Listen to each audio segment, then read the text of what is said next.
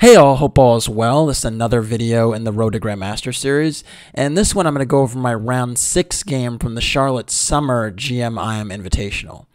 Now, if you followed the round 5 video, you know that I lost my second game in a row against Grandmaster Steven Zerk with the white pieces, and this was a really unfortunate loss because I really did not get into the game at all and was fighting pretty much an uphill battle from move 15 or so. And I managed to defend admirably, but was not able to hold it together in the end. And I'd really, in the past 3 of my last 4 games had been extremely long games. So now this was a new day. I had a fresh mind, and I was hoping to kind of show something different today with my energy levels being a little bit higher than before. Now, my opponent in this one was none other than International Master Christopher Yu, who, if you follow this channel, has been featured a few times in this series, Road to Grandmaster, because I've played him twice. One was a win and one was a loss. And he's extremely talented. This is a person that is, I want to say 13 or 14 now, and very talented player, and definitely a future GM. So it's always a little bit weird when you play someone pretty much half your age, and that's the case these days. There are a lot of youngsters out there that are extremely talented, so it's always a tough test. Anyways, I was white in this one, and this was actually the first time I actually would get to play him with the white pieces. The last 2 encounters were both with black, so yeah, let's see what happened. So I'm with d4 this time. I'd had enough of my knight f3 experimentation, and after knight f6, bishop f4. And my intent with this one was as plain as you could see it. It was just to play the London system. I knew that Christopher was a Grunfeld King's Indian type of player, and I knew that facing those systems, I can get the London system and just play like a bit more of a positional game and take him out of book hopefully earlier, or hopefully sooner rather than later. So after bishop f4, g6 was played. Not too surprising.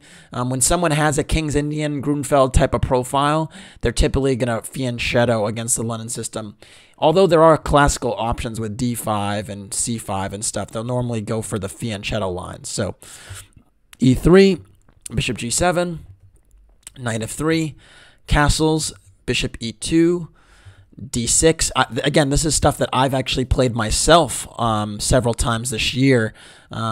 If you can recall, you know, I think I played it a few times in on the white and black side of it, actually, in Germany at the Grenke Chess Open, and I've also played it more times than that. So if you followed this channel again, you've probably seen me play a London before. And after d6, the threat is always now knight h5, because now my bishop does not have the e5 square. So it's at that moment that you actually play h3 to give your bishop square to retreat to. So anyways, after h3, b6 was played. This is relatively normal to try to prepare c5 and bishop b7, and the double fianchetto has been a relatively approved way for black to play against the system. And after castles, bishop b7, just developing, c3, knight bd7, and this is actually the first kind of original position that we have on our hands. You notice I did zip through the first initial moves, and the reason for that is the setup is relatively similar for white. You have this triangle of pawns, you have your bishop outside the pawn chain, you play h3 so it's secured on that diagonal, and black has 2 main ways of playing. One is to try to play for c5, and the other is to play for e5.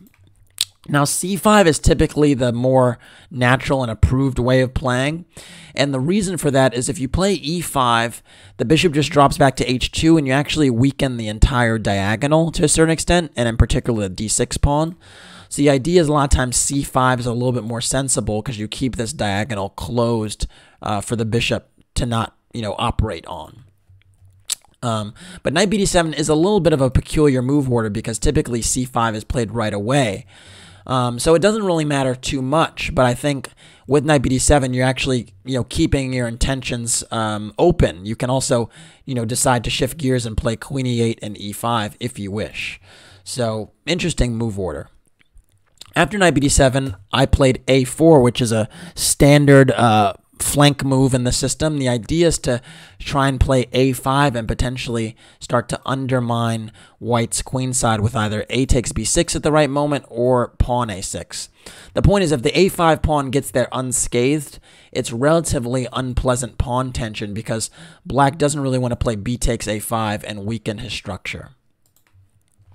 So after a4, most people actually play a6. Normally, this is the kind of approved way to deal with this a4 move, because now, if a5 is played, black will play b5 and argue that this a5 pawn is actually now a future target for this queen on d8, and you can see it's not going any further.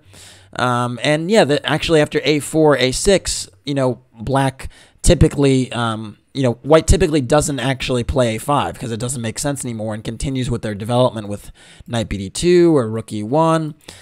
But there are some cons to playing a6, namely that in certain positions, the pawn on a6 may be a target in the endgame for the bishop on e2. So, and on the one hand, you stop me from playing a5. On the other hand, you maybe create a target for my bishop. But interestingly enough, Christopher Yu had another idea in mind in terms of how to play this setup and actually went for the move a5, which is actually fairly unique. Now, a5 does stop me from playing a5 altogether, but it's unique because it actually does weaken the b5 square somewhat chronically, right? Like, now the pawns can't go backwards, so you can't go back and cover that square. And now if you ever consider playing c6, the b6 pawn is also weak. So that's kind of ill-advised. And so now the b5 square is a little bit sensitive. It's something that white might consider using for his pieces at some point. And I was actually quite happy to see a5 because I thought this potential weakness would prove to be more of a problem for him than maybe he'd realize. So a5 was unique to me, but I didn't think it was necessarily something I should be concerned about. So after a5, I went knight bd2, continuing with the plan and of just continuing to develop. And black now went for a very, very standard operation in the system, which is the move knight e4. And typically, again, when you're lacking space, it's a good idea to trade a pair of minor pieces. I feel like I've said that a million times before, but it's so true. And by trading one pair of knights, you actually alleviate some of black alleviates some of his space advantage. So after knight takes e4, bishop takes e4, he trades a pair of minor pieces, and the bishop does a good job of sort of holding firm over the e4 square so that I can't push e4 myself and take all the space. So it's actually a very good operation. Now this position has actually been played a few times before, and and all the time, all the white players actually played knight d2, and I actually did the same thing. And the point is now to challenge this bishop immediately on e4 that's kind of, holding up your kingside pawns, and also in some lines to get rid of this bishop by going bishop f3. But it actually can be argued that the bishop on e4 is a little bit misplaced because it's actually in front of its own pawns instead of being behind them. Typically, you want your bishops behind or adjacent to your pawns, not directly in front of them, because they get in the way of the mobilization. So an argument could be made for a move like bishop g5 instead, just kind of leaving the bishop on e4 and stopping e5 and just kind of, maybe provoking some type of weakness like h6, bishop h4, g5, and inviting black to push his pawns, but maybe create some weaknesses adjacent to them. So that's actually another interesting way to play the position, but I went for knight d2, which is relatively natural. And what seemed more attractive to me was that after bishop b7, I can play the move bishop f3, and I thought that typically this is a exchange that happens anyway where the bishops come off the board because, this diagonal, in particular these light squares, are kind of sensitive. But now, given the fact that a5 has been played and that the b5 square is sensitive, I thought that this whole complex on the queen side could be something that would be really nice to take advantage of once the bishops come off the board. So I thought it was even better to have this maneuver here. After bishop f3, we had queen c8, and that's actually a very, very good move. The idea is that instead of allowing, if you play bishop takes f3, you're basically giving white this diagonal, and I can already consider wedging my queen in on c6, which would be extremely annoying and difficult to evict. And so instead of just giving me control of that diagonal, you keep the tension. And this is something I've spoken about ad nauseum on this channel, the idea of keeping tension as far as, holding the tension on files for rooks so that, you try to fight for the open file and you don't just trade right away. I've also talked about it with the context of pawns, like positive and negative pawn tension. But sometimes it's also the case with just piece exchanges, minor piece exchanges, that you kind of, hold firm and kind of wait for your opponent to kind of resolve that tension so that you're trading favorably. And so this is a very skillful way that Christopher, executes that theme here. I now went queen b3, though, keeping the tension myself, because I was like, yeah, I'm not going to just take you and help your queen onto that diagonal. That doesn't make sense. So I'm going to improve my own position. And with queen b3, I get at some of these light squares that I was talking about that are kind of sensitive, and I connect my rook. So very dual purpose. Black now went e5, which is kind of logical. Note that now c5 is really unimaginable, because now that you've played a5, this b6 pawn would be chronically weak and backward. So, I mean, just looking at c5, this doesn't even look like a pretty sight. I can consider playing knight c4 at some juncture, and you could just see the b6 pawn would be so bad. So, not really advisable anymore. So, e5 is the logical pawn break now. And after e5, I just played bishop g3, which is a typical operation in these structures. Is whenever the e pawn comes here, typically white is comfortable keeping this tension, because if black pushes the pawn, all of a sudden this bishop has, sorry, my diagonal's funny, but all of a sudden the bishop here on the h2 b8 diagonal after e4 has broadened its scope and has a lot of activity. And one of the another annoying things is that this knight on d7 is kind of frozen, because if you move it to f6, the e5 pawn drops. And last but not least, if e takes d4 is played, white would be happy to go e takes d4 and play along the e file. Or in some lines, given the fact that the c pawn is so backward, even c takes d4 is an option, and then putting the rook on c1 and challenging that pawn.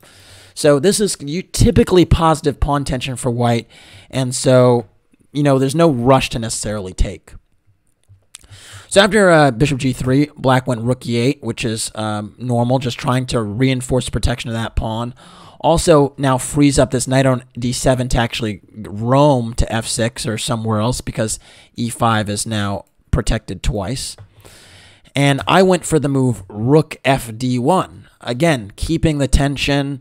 Maybe I take on e5 at some point, but I'm not in a rush to do so, especially because if I take right away, black will probably take with the knight, and then my bishop doesn't have scope on this diagonal, because these pawns would block out my dark squared bishop, so it wouldn't be so nice. Not to mention the fact that knight would be bearing down on my bishop on f3, so I'd have to resolve tension here. And on d3 in some lines, that could be annoying. So just keeping the tension effectively with rook fd1. And now knight f6 was played, and I was really happy to see this, because now I'm actually perfectly happy to take on e5, because after d takes e5, black has to take with the pawn, and my bishop has the scope on this diagonal that I was talking about. And all of a sudden, my rook that went to d1 in preparation for the file to be open is now deployed really effectively. So I actually believe white has slight advantage here, based upon the fact that my bishops now have really nice diagonals to work with. My rook is on the one open file in the position, and these light squares on the queen side are super sensitive. So for me, it was a question of trying to take advantage of those features effectively. I decided to play bishop takes b7 first, because I can't actually move my knight until I actually trade, and it seemed like the right moment. And after queen takes b7, I actually took a step slightly in the wrong direction with the move bishop h4. My idea was that if I take on f6 and then deploy my knight to c4 or queen b5 or something, I'd have a nice endgame where I thought I might have good knight versus bad bishop, the dark square bishop. And you might say, why is this bishop bad? Well, it's not terrible, but the thing is because my pawn structure is, in the middle is on dark squares, I actually limit the scope of the bishops. Ooh, that's a terrible arrow. Let me do that again. I limit the scope of the bishop on the h8, a1 diagonal, and also on the g1, a7 diagonal. So because that bishop is relatively limited in scope, I thought that could, potentially produce that outcome. And then you also see the fact these light squares are sensitive gave me a thought process that the knight would be quite well. Now, instead of bishop g3, it actually would have been stronger to play the move queen b5. And the point is, actually, queen b5 stops black's future move, queen c6, trying to kind of box out this queen from getting in the game, and also keeping an eye on the e5 pawn. And so if black does want to play c6, though, they're going to have to weaken their pawn structure to do it, and then I would pop back and argue that the b6 pawn would be weak. So it'd be a nice way to kind of tickle black. And I think one line that kind of exemplifies that is if queen b5, rook b8, knight c4, now c6, and queen b3 back. Now the knight is primed against b6, but also knight d6 is a fork, and knight takes e5 is a threat. So you can see that by playing queen b5, I actually, take advantage of those light squares right away, and it's a little less mechanical than this bishop h4 move. So after bishop h4, black actually went queen c6, and I think that kind of, is the difference. Is now this queen is actually a little bit more active on this square and is actually covering some of the sensitive light squares on the queen side.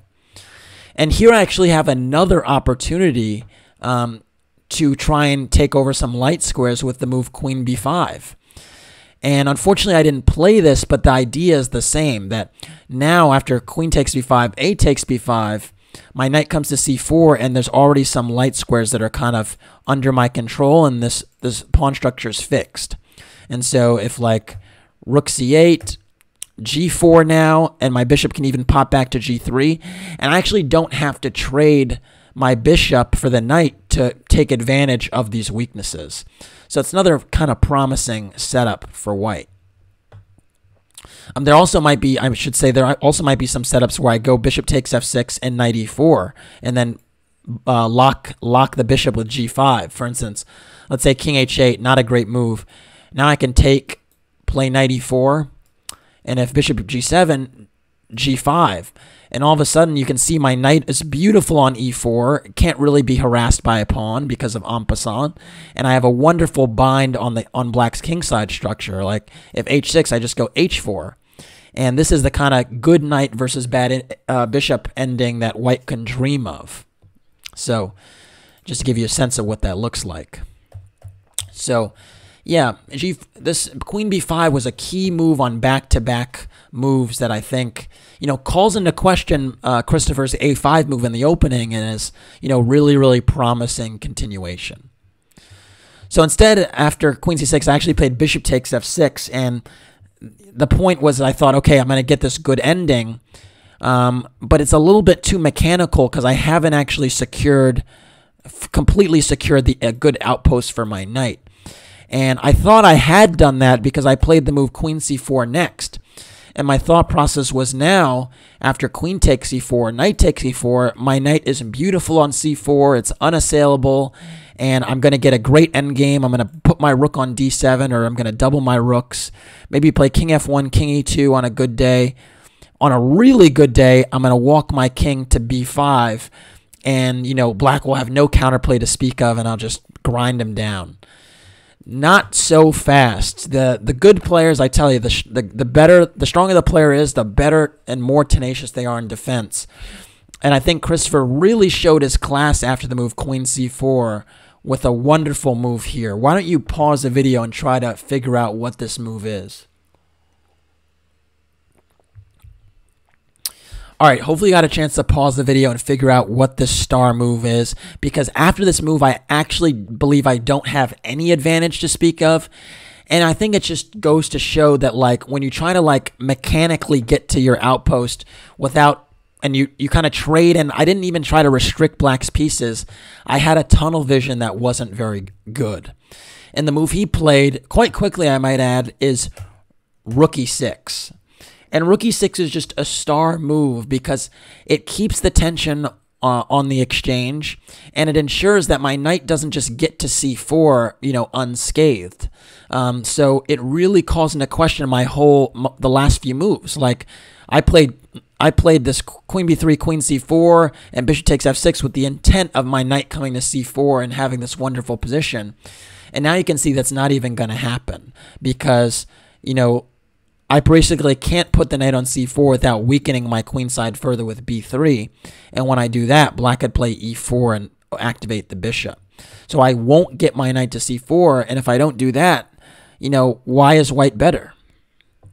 So my knight doesn't get the outpost it thought it was getting. And this is kind of the turning point in the game, because after queen takes E6, rook takes E6, by the way, in terms of keeping tension, you could argue that I could have started with king f1, inviting Black to take. But after queen takes c6 in the game, queen takes c6, rook takes c6, you could see knight c4 is not possible.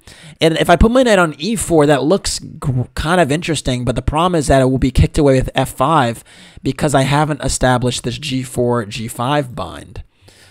So, yeah, tough position. I went king f1 now, trying to centralize. And after bishop e7, I was trying to go king e2, but it kind of dawned on me that, yeah, there's nothing really going here. This knight is not getting the outpost it wants. f5 is a move that comes into play, and white's not better. I went king e2 now, and Black went rook d8, which is a good move, just activating this rook. And, yeah, I also have problems because if I move my knight, and Black could take on d1 and then go rook c4 and challenge the a4 pawn. So I'm going to have a hard time actually getting really active as long as, you know, rook c4 is also a source of counterplay. And the rook on c6 is actually well placed to get counterplay in two different places. I went e4, and this is actually another mistake. And the reason this is a mistake is I thought, okay, I'm putting my pawn on e4, I'm, you know, fixing his pawn in a dark square, maybe e5 will be a weakness. But the reason e4 is such a big mistake positionally is because now the bishop has scope on two different diagonals that it didn't have before, right? On the c5, if the bishop on c5, that diagonal, c5 to f2, and on g5, right, g5 to c1. And you know, all of a sudden that bishop is no worse than the knight, and it can actually challenge my knight.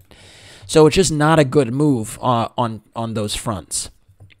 A better move, if I wanted to try and press, would have been g4, trying to at least, you know, if Black goes f5, I can take now and maybe target the e5 pawn with knight f3, and I at least ensure this bishop still doesn't have a good diagonal to operate on.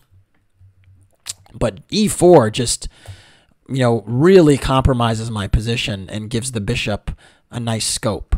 My dream, I think, scenario was to go knight f1, knight e3, knight d5, but it's just not realistic. Whenever I go knight f1, Black can actually just go bishop g5 and snap that knight off. So, anyways, after e4, f6 was played, and I was quite happy to see this move. I thought it was a mistake because now you're actually cutting off the bishop from one of the diagonals.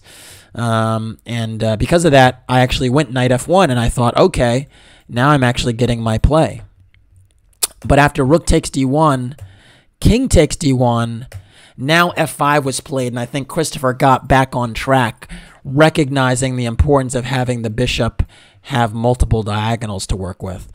And now the thing about f5 that's very nice is that if I try to kind of hold the position together with f3, Black can consider just taking and sometimes going rook f6.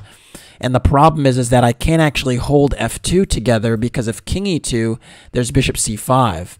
And you could see, again, how it was super, super silly of me to allow this bishop the diagonal by playing the move e4. So instead, after f5, I actually took on, I actually played king e2 first. And the idea was that if f takes e4, you know, in a dream scenario, I'd love this to happen because now I can go knight g3 and actually just recapture on e4 with my knight and have a firm blockading square again from which I'd control c5 and g5. Note that knight g3 would be a little bit better than knight d2 because if I go knight d2, then black can try to jettison the pawn with e3, and I either have to ruin my pawn structure with f takes e3 or allow the trade of minor pieces with bishop g5 check. And then this would probably be equal. So a little bit more clever to play knight g3, because now if e3 I can just take with the king, and if bishop g5 check I can just go back, and my knight still heads to e4. So because of that, after king e2, black just went king f7, which is good, just keeping the tension again, not taking and moving this king towards the center. And again, white has no advantage here because black has both diagonals to work with.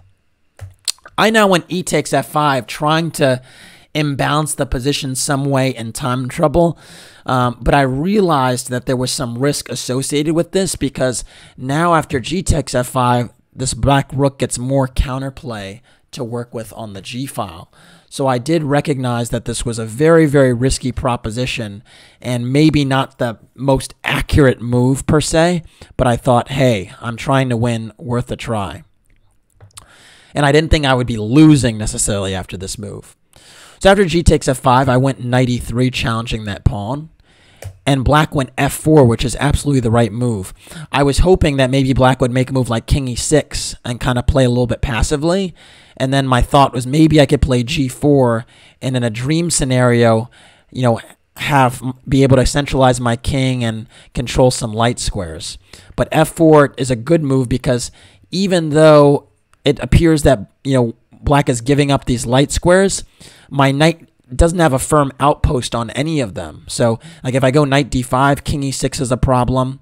Knight f5, king e6 is also a problem.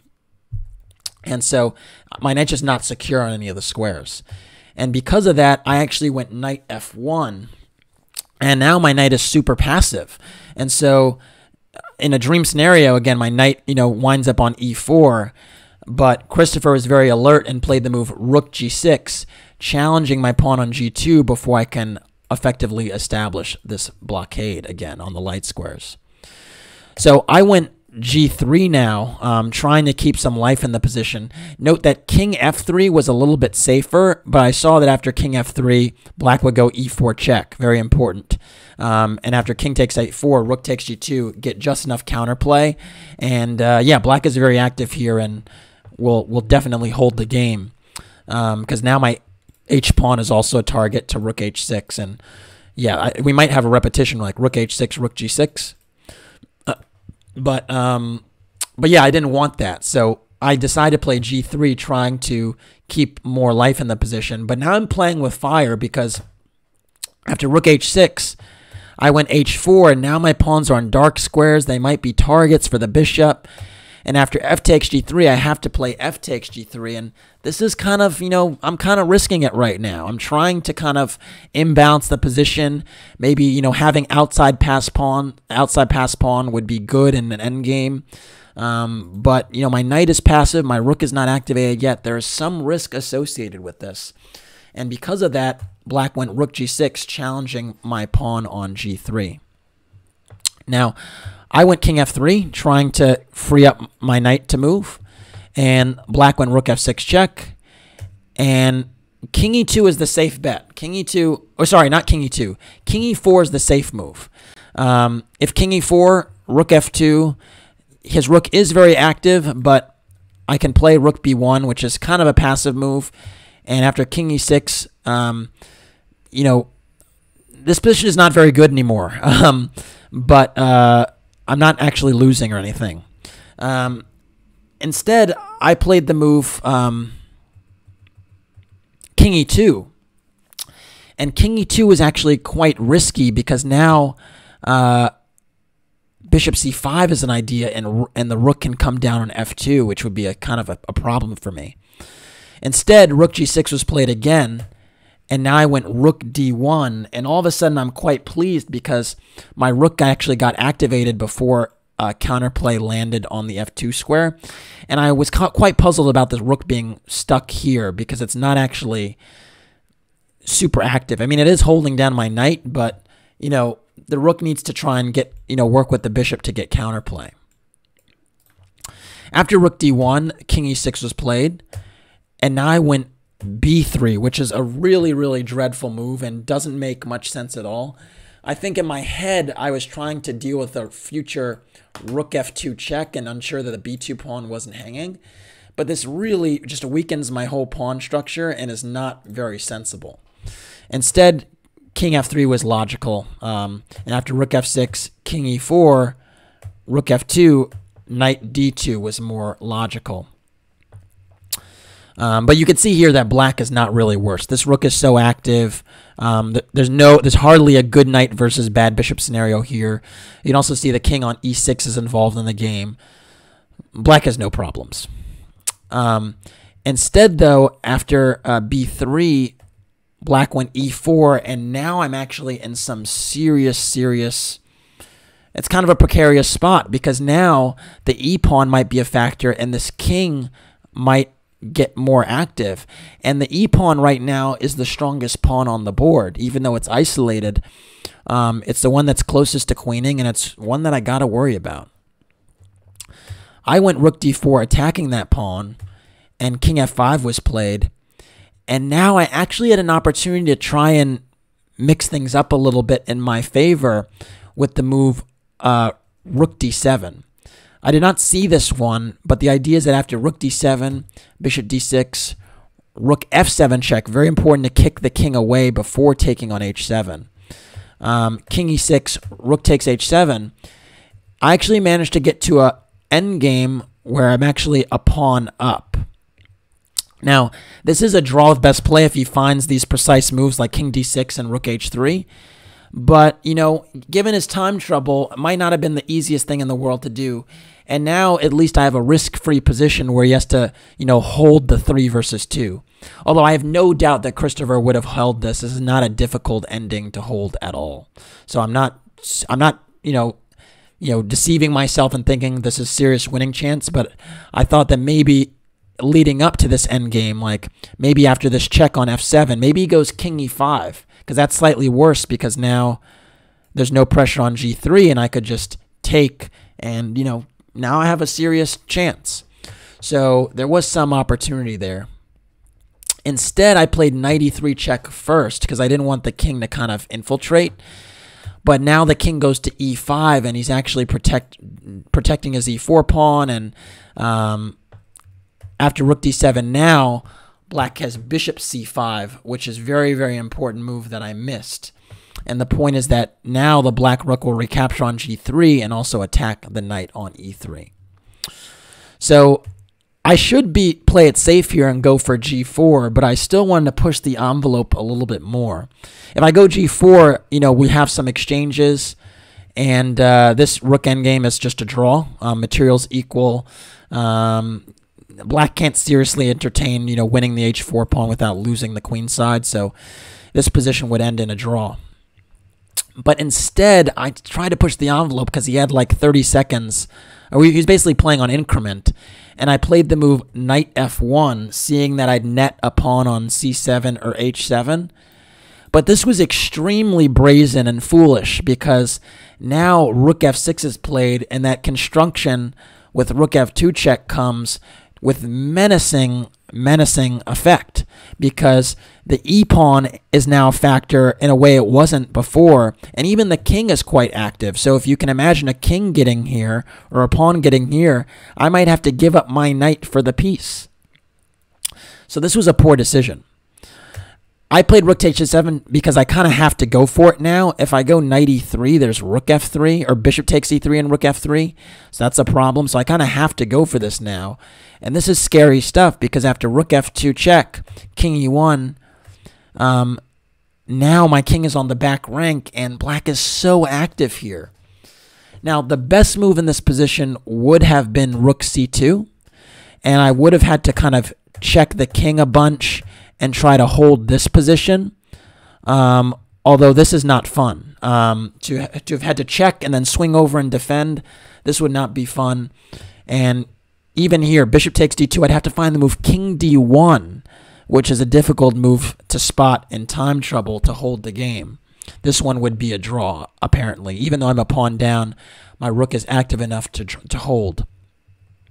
Now, instead of that, fortunately for me, instead of rook c2, Christopher went rook a2, which actually doesn't attack any pawn.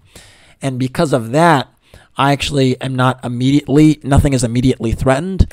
And I went rook h5 check, king e6, and knight d2, trying now to activate my knight, maybe win the e4 pawn, and argue, hey, I've connected past pawns. This should be good for me, right? Well, wrong. The position is still within the balance, and Christopher very quickly went rook a1 check. And the issue is I only have one move here to defend against that check, which is e2. Note that f2 is not possible. And after king e2, rook a2, there's this persistent threat of e3, which would pick up a piece and win the game. And because of this construction, I pretty much can't get out of it. So I went king e1, rook a1, king e2, rook a2, and after rook a2, we agreed to a draw. Quite an interesting game, I thought. You know, a London system with this a5 move for black, you know, mixing things up. Definitely an original way to deal with the a4 push on the queen side, but I don't think it's entirely correct. And then I definitely had a slight advantage based upon those queenside weaknesses, but I was too kind of artificial in the way that I just tried to trade everything down to get my knight into that outpost. And in my attempt to trade things, I actually completely lost my advantage. So you can see that even when you're trying to realize an advantage, keeping the tension is a critical aspect of the game, because I traded and lost the opportunity to have my knight, the good knight versus bad bishop structure that I was hoping for. Anyways, it was nice to not lose a game given the fact that I lost 2 games in a row, and I was hoping that now that I'd played, you know, one decent game without losing, that maybe I'd get back on track. All right, that's it for this one. Thanks for watching. Please like and or subscribe to the channel. And if you want to support the Road to Grandmaster journey, please do so by making a donation through the PayPal link in the description below. Thanks again. Take care.